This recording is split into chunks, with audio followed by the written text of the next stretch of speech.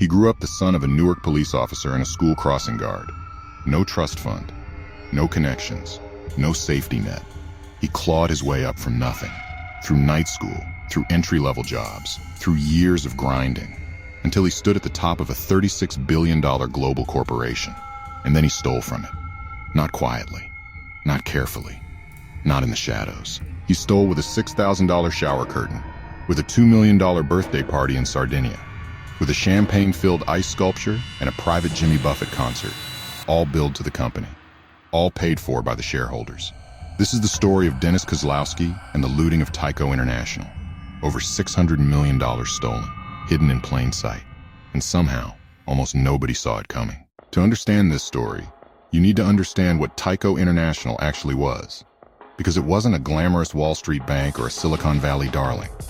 Tyco made things: smoke detectors, medical devices, security systems, fiber optic cables, plumbing parts. It was a sprawling industrial conglomerate with operations in over 100 countries and hundreds of thousands of employees. It was, by any measure, a boring company. The kind of company that didn't make headlines. Until Dennis Kozlowski arrived. Kozlowski was born in 1946 in Newark, New Jersey. His mother worked for the police department. His father was rarely around. There was no money, no privilege, no shortcut. He attended a small Catholic school on scholarship and worked his way through Seton Hall University. He joined Tyco in 1975 as a low-level auditor. Nobody in 1975 would have predicted that this man would one day run the company. But Kozlowski was relentless. He was aggressive. He was brilliant at identifying acquisition targets, buying up companies that Tyco could absorb and squeeze for profit. By 1992, he was CEO. And for most of the 1990s, he looked like a genuine business genius. Under Kozlowski, Tyco's stock price rose more than 40-fold. He made over 600 acquisitions, turning Tyco into a global powerhouse. Business publications celebrated him. He was compared to Jack Welch. He was praised as one of the most effective CEOs in America. But something was happening behind the scenes that nobody knew about. Kozlowski was treating Tyco as his personal bank account. The mechanism was something called the Key Employee Loan Program, or KELP. Tyco had set it up legitimately as a way to help senior executives cover the tax burden that came with receiving shares of restricted company stock. The idea was simple. The company lends you money to pay your taxes, and you pay it back over time. Kozlowski turned it into something else entirely. Between 1997 and 2002, he took over $270 million in KELP loans. But he only used about $29 million of that for its intended purpose, covering taxes on vested shares. The remaining $242 million? He spent it on himself. He used company loans, money that Tyco's shareholders believed was being managed responsibly, to buy yachts, fine art, estate jewelry, vacation homes, personal investments, business ventures that had nothing to do with Tyco. And then he arranged for those loans to be forgiven. Quietly. Without shareholder approval, without proper disclosure. He simply made the debt disappear on the books. His CFO, Mark Schwartz, was doing the same thing, taking $85 million in KELP loans and spending $72 million of it on personal investments and real estate. Together, they were bleeding the company for hundreds of millions of dollars. But the loans were just the beginning. Kozlowski had also been awarding himself and other executives massive unauthorized bonuses. Bonuses that were never approved by the board's compensation committee, never disclosed to shareholders, and buried in the company's books through accounting tricks. Over 5 years, he received $81 million in bonuses that the board never properly authorized. And then there was the apartment. Kozlowski had Tyco purchase a $30 million duplex apartment on 5th Avenue in New York City, a spectacular, palatial residence overlooking Central Park. He told the company it was a corporate apartment, a necessary perk for the CEO of a global conglomerate.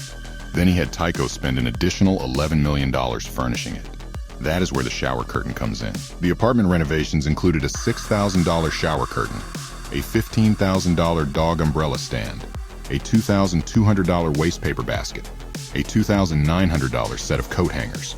Millions of dollars spent on antiques, paintings, rugs, and decorations, all billed to the company. And it didn't stop there. In 2001, Kozlowski threw a 40th birthday party for his second wife, Karen, on the Italian island of Sardinia. The bill came to $2 million.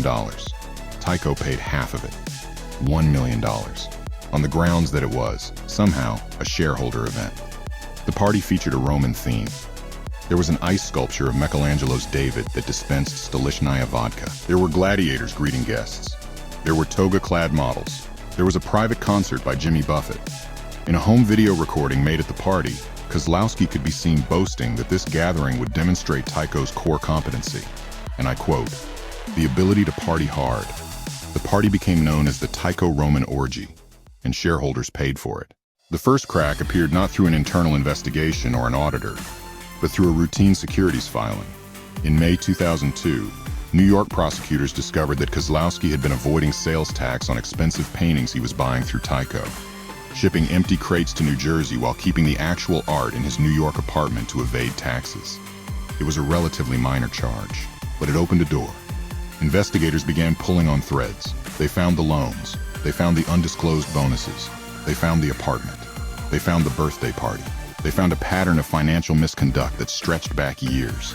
In September 2002, Kozlowski and Swartz were indicted on charges of grand larceny, falsifying business records, and conspiracy. The SEC filed civil fraud charges the same month. The scale of what they had taken was staggering. Together, prosecutors alleged they had looted Tyco of more than $600 million. $600 million. From a company that made smoke detectors and plumbing parts. The first trial ended in a mistrial in April 2004. A juror received a threatening letter after a newspaper identified her as a holdout for acquittal. It was a remarkable and disturbing development that briefly threatened to derail the entire case. The second trial began in January 2005. Kozlowski took the stand in his own defense. He insisted that his compensation had been approved by the board, that he had never hidden anything, that the company's lawyers and accountants had signed off on everything. He described his pay package as, his words, confusing and almost embarrassingly big, but insisted he had never committed a crime. The jury didn't believe him. On June 17, 2005, after 8 days of deliberation, Dennis Kozlowski and Mark Swartz were convicted, guilty on 22 of 23 counts. Grand larceny, falsifying business records, securities fraud, conspiracy. On September 19, 2005, Kozlowski was sentenced to 8 years and 4 months to 25 years in New York State Prison.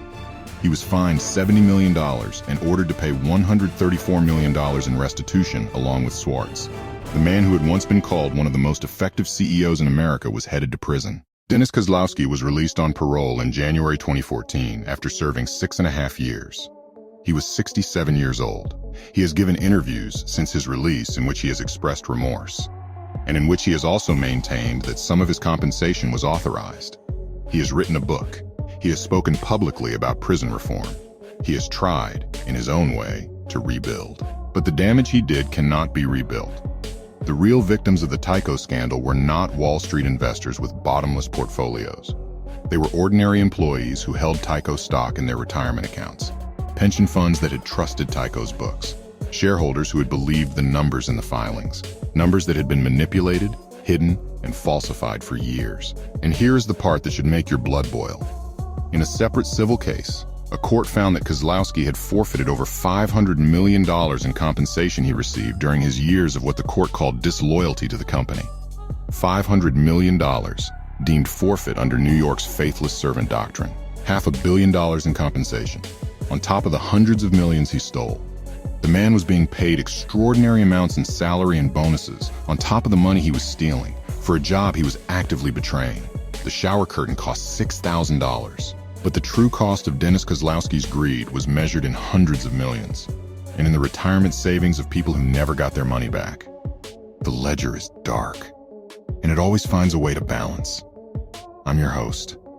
This is Dark Ledger. If this story opened your eyes, hit subscribe, because next week, we go even deeper.